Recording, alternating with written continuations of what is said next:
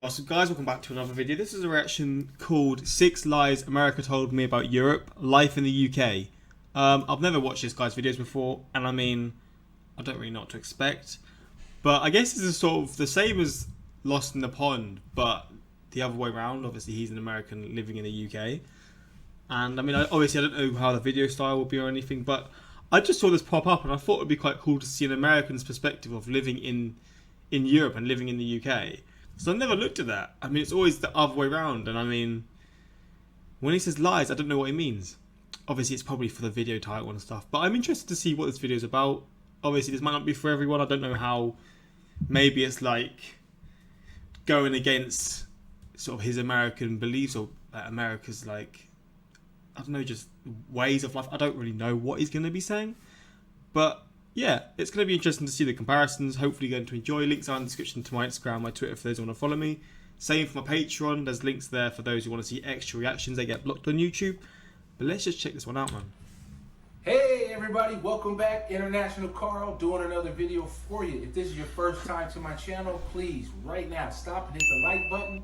Consider subscribing. And as always, to me too, come on. Comment section, because those that have subscribed to my channel know that I'm always active in the comment section. Now, this video, we're going to talk about a couple lies that the United States pushes into us as Americans growing up. And let's talk about it right now. Let's get to it right now. Lie number one. This one is a funny one to me because in the United States, it's always, I don't care if you're a Democrat, I don't care if you're Republican, I don't care if you're independent, I don't care where you're at on the political spectrum. You're always going to have a politician telling you that they hate our freedoms, our freedom of religion, our freedom of speech, our freedom to vote and assemble and disagree with each other. That's right. They hate us for our freedoms. When he says they, who does he mean by they? Does he? I'm sure he mean. I don't know who he mean. Who does he mean by they? Does he mean Europe? Or is he just sort of generalizing, sort of maybe countries that aren't in the West? Because I don't know. I obviously don't know who he's talking about there, but they, I guess you can only sort of really think it's everyone else, but I don't think that would be the case. As if nowhere else in the world has any freedoms. Like Europe. You know, in Europe they act like if you come to Europe, there's just no freedoms. What freedoms do I not have here in Europe? You know, as these are Western democracies with Western values and culture that has been exported to the United States.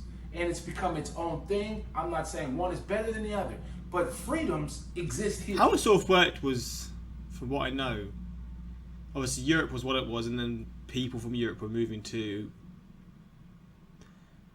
the land that wasn't considered America then, but then it became the US. And then they sort of made these rules that were so different to everywhere else, but then everyone sort of started following their rules, and then sort of obviously there's differences in certain ways. I say everyone followed them. The Western world sort of took the way that they were sort of running certain things and sort of copied and sort of done their own sort of, in their own sort of way, and done their own sort of thing. It's sort of worked both ways. Obviously Europe before definitely was not anywhere near, and I don't think it would be anywhere near where it is now if it wasn't for the fact that it copied how the US sort of decided to have like elections and just things like that, right? Like how they've sort of, I don't know, decided how the world should be or how countries should be run, kind of thing. But I'm still scratching. Nowadays, Europe, I mean, I can only speak on the perspective from England, but pretty much all of Europe is as free as anywhere, for sure. But I don't know if Americans actually think that it isn't free. I don't know if it's taught, or maybe he's just saying that maybe it's just thought that the US is way more free. There's a lot more freedom in certain things, which there is, to be fair. But in other ways, I guess there's more freedom in other countries. But yeah, it's interesting. What freedom do you have in America that I don't have here? Let's talk about freedom of speech, for example. In America, you have freedom of speech. In the UK, for example, you don't have freedom of speech. What do we not? Have... That was squeaky as hell. Do we not have freedom of speech? See, I didn't even know the rules in my own country. We definitely have some kind of freedom towards what you say, but it's freedom of expression. Oh, okay, Slight different tweak, but let's give you an example. In America, you can be as racist as you want to somebody. You can walk up to me, walk up to any black person and say the N-word all day long if you want. Where in the UK, you really couldn't do that because at some point you will cross a fine line of inciting racial hatred. So if you define your freedoms... But I'm sure there's still a limit, right? Like, in the US, there's still certain things that, if you're, like, saying it directly to someone, you're trying to sort of make them feel a certain way, surely you would get arrested, or there'd be some sort of punishment for that. You're intentionally doing it as well. I'm sure that there's still some sort of... Again, I don't know much about freedom of speech or freedom of expression, so I really don't know, but I'm sure there's some sort of thing that would be in place to sort of stop certain things like that happening. On your ability to call somebody an N-word or call some Asian American some type of offensive word, by all means, you can have that freedom. I don't need that freedom. But other people in America talk about it like freedom for guns. Ooh, guns, guns, guns. They want to take your guns.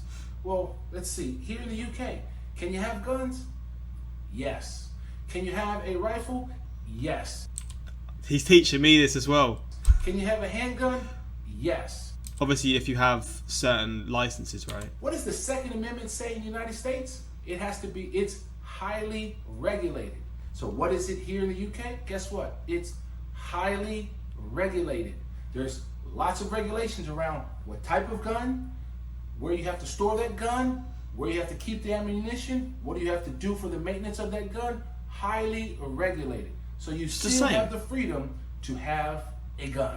So if you define your freedoms as being able to have as many guns as you want in America, okay, fine, no argument. But I think that's a lie that they sell, that nobody here has any guns. Not true. Number 2. I didn't even know that.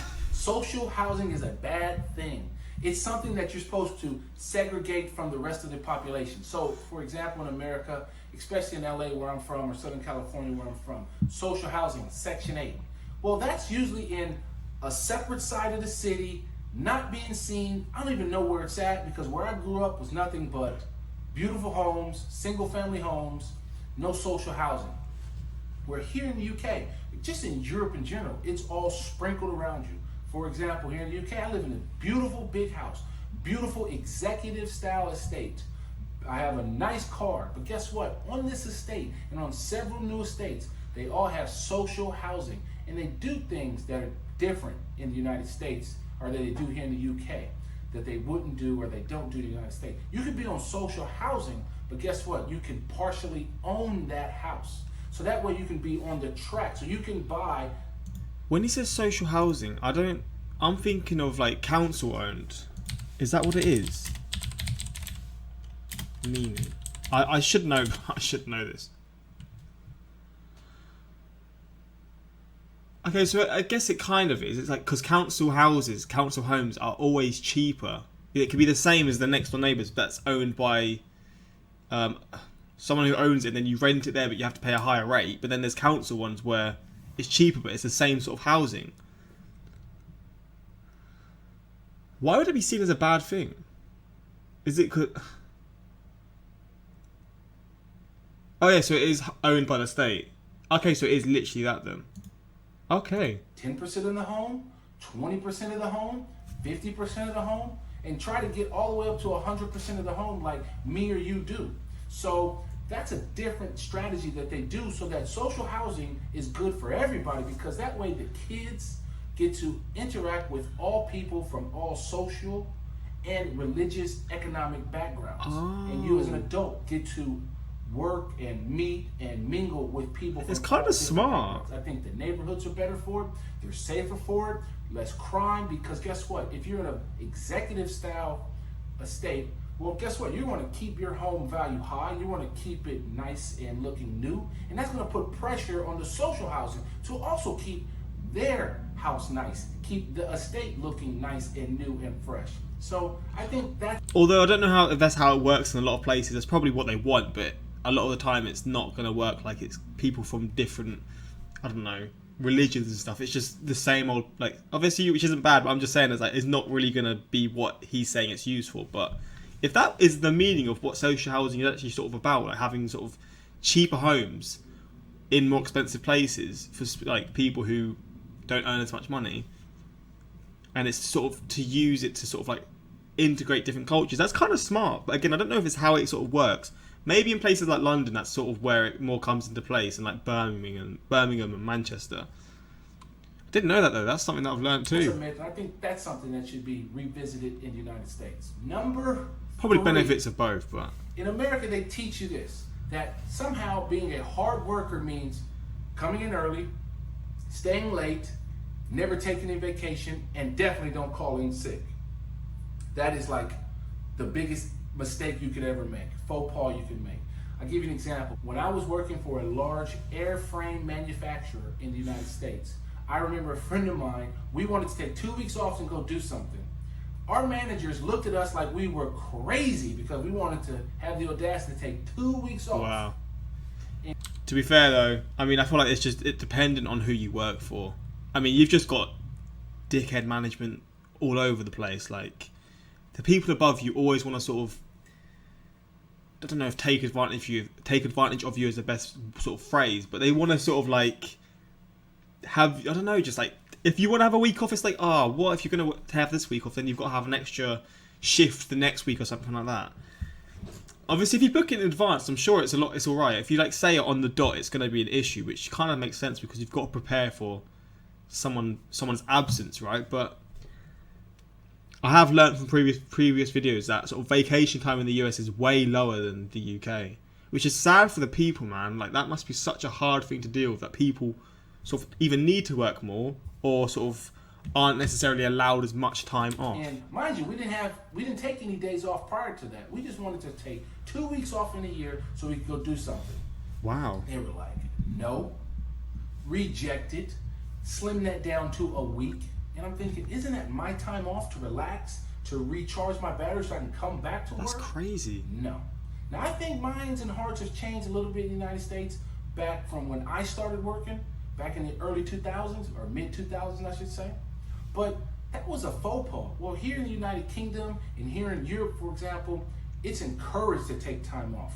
You get 20, 25 plus days off in mostly all European countries. I think by law in the European Union, it's you important, have to have 20 man. days off. So it's encouraged to take time off because either you use it or you lose it. And for example, I think Sweden, if I can find the article, it's on the screen now. But if not, Sweden is actually doing a trial where they're reducing the work hours to 6 hours to see if it increases productivity. Sweet, dude, what's going on here? Employers are seeing that the employees are more rested and more focused when they come back to work. Number 4, America sells you this, that capitalism and consumerism go hand in glove. It's like this cycle. You have to work to buy, to work again to pay for what you buy, to buy some more stuff, to then work again and go down this continuous loop of working to live. That ain't In me. Europe, one of the Bro, I'm a saver, man. I'm a saver. I'm tight as fuck, bro. I mean, I obviously like to spend money on certain things sometimes, but I like to save, man. I like to have money in the bank and knowing I'm going to be good if it goes tits up, you know? that I think is a beauty and a benefit of working and living in Europe. No issues with people who spend when they can, because my girlfriend's the same. She saves, to be fair, but she likes to spend money on clothes as soon as possible. Her paycheck, she's spending as much as she can.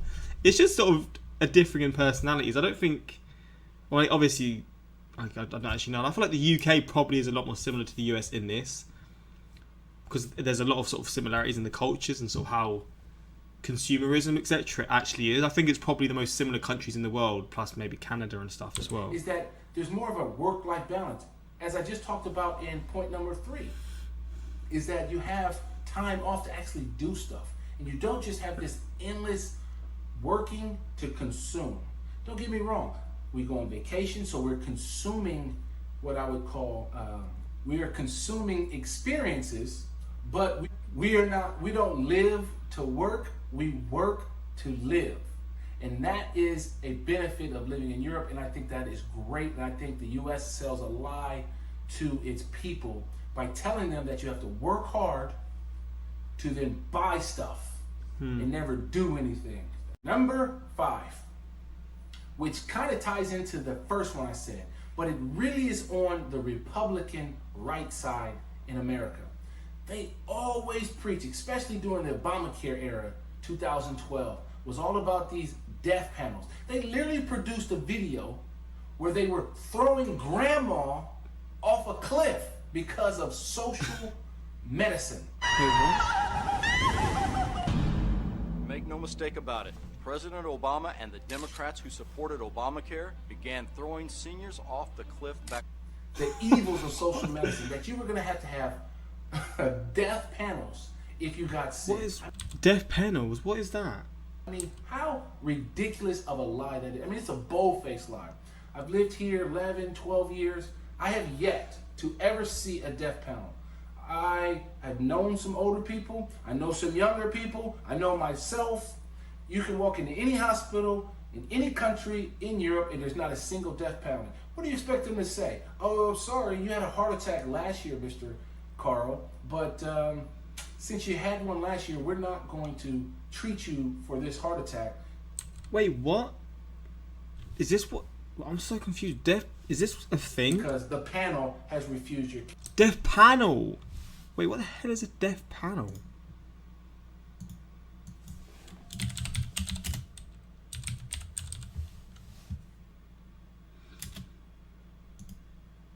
Death panel was named outrageous term of 2009 by the American Dialect Society. The definition is given a supposed committee of doctors and bureaucrats who would decide which patients were allowed to receive treatment. Huh? This sounds like some COVID sort of thing, man. I feel like this is the sort of stuff that happens during COVID, like... What the hell? What in the utopian world is this? That wasn't allowed, was it? Huh? That's nuts. Here, on a side note, you kind of already have that in America. You just have it through the insurance companies because guess what they do? Decide not to cover you. They say, it's a pre-existing condition. I don't think you can do that anymore, but they'll say that, or they'll find a way to deny coverage. They'll make it so high to cost to do it that you have to do it out of pocket. And guess what? Now you're bankrupt. Bro, insurance companies around the world, no matter what it's for, it's just a scam, man. It's just a way for them to make money. I think, obviously, you have to have it, and it helps people in certain scenarios when... There's definitely situations where it's good, but they'll look for any loophole possible. And it doesn't matter where you are. They'll look for any loophole possible to not actually try and pay the money, you know? It's so that loops the money world. Right back to number one. How are you free if you have to live with the pressure of going bankrupt and not being able to pay your bills? Because guess what? You have the audacity to break your hip, get sick. I don't know. You pick it. So those are the 5 things that I think that the United States lies or misleads its people on purpose to further whatever big business or whatever political agenda that they have to the people. I'm going to leave you with a bonus one, which is kind of strange if you look at it. Because number 6 is this.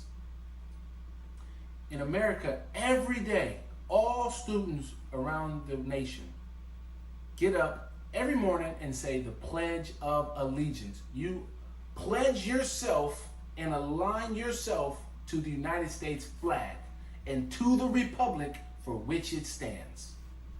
Now, that's not something that's common in Europe.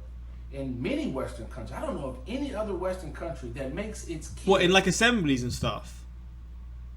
Like you sort of get like all the whole like year, the whole college in like an assembly and do it or something, or like in class. Get up every morning. I do know of one back in 1938, 1942-ish time. Those kids used to get up and actually pledge allegiance to their flag and to their Führer.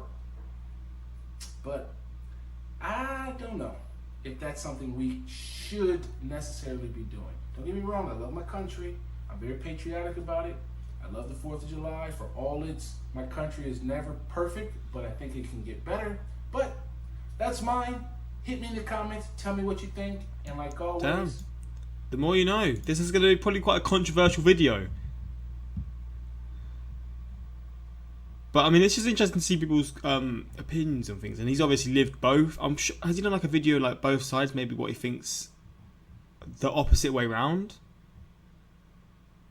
I mean, yeah, that's this reaction. Hopefully you didn't get too offended. I know there's gonna be people that will be like angered by this, but there's also, it's just like, obviously it's just his opinion, I guess, based on certain things. That death panel thing is nuts. I can't get over this.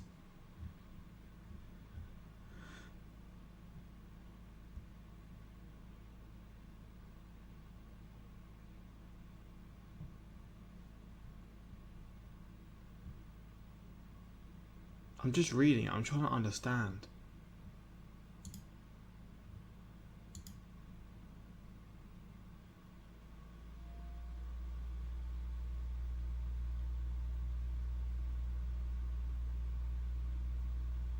Oh, so it doesn't actually exist. Okay. I don't know, man. That's his reaction. Hopefully you enjoyed. If you want more of this sort of stuff, let me know in the comments. And yeah, that's pretty much it. Until next time, like, subscribe. Peace.